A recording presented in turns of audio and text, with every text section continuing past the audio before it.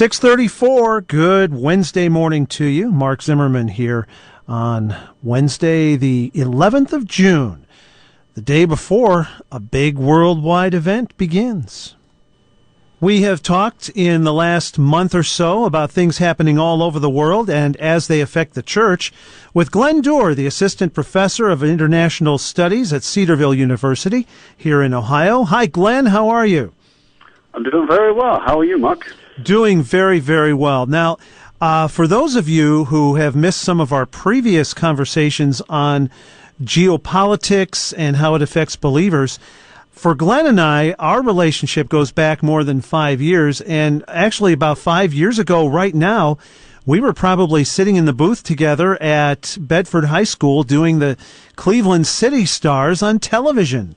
Yeah, indeed. On Sports Time Ohio, I had the privilege of commentating alongside Mark for the City Stars USL First Division games. It was a tough season for the City Stars, but it was a lot of fun for the two of us. And, we've...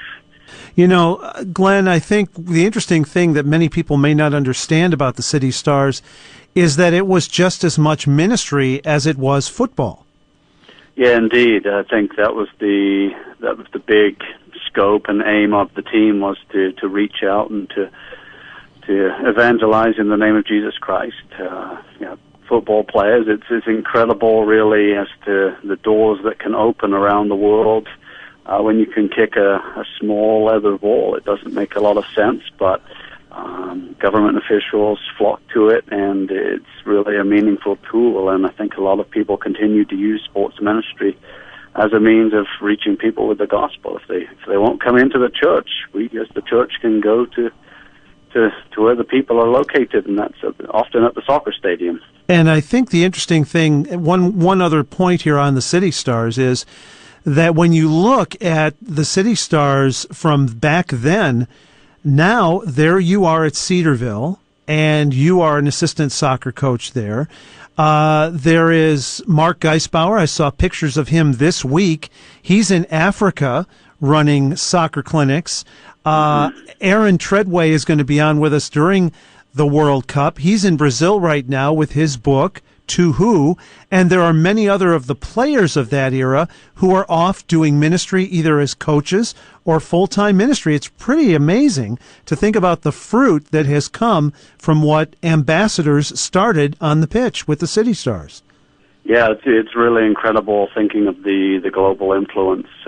As you mentioned, Mark Geisbauer in the country of Burundi, Aaron Treadway, as well as numerous other players, are in Brazil conducting ministry even as we speak. And so it's really multiplied. And even though the team doesn't exist anymore, there's really ongoing fruit. We've got Glen Duerr with us. He's the Assistant Professor of International Studies at Cedarville University, but we're talking football. That's F-U-T-B-O-L. And we're going to talk about the World Cup here. But before we get to that, I know you study geopolitics, and this season of the World Cup has been filled with political stories, from destruction of the favelas, the slums in Brazil, in some of the large cities, to construction hassles and stadiums that still aren't ready, to monorails in places like Sao Paulo that are completely unfinished. It sounds like a bit of a mess. Are they going to be able to pull it together in Brazil, Glen? I think so. I think once the tournament itself starts, it will be good.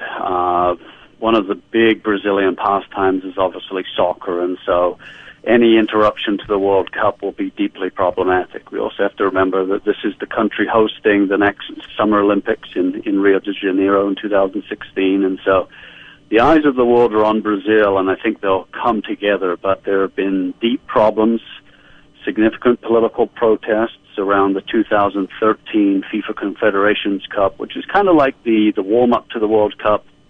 It's hosted 1 year before, and it features the best teams in every confederation across the world. And so that actually took me by surprise and a lot of international observers by surprise. And I think that really in Brazil there is a significant political protest. This is a country that's got a lot richer in recent decades. It's a fairly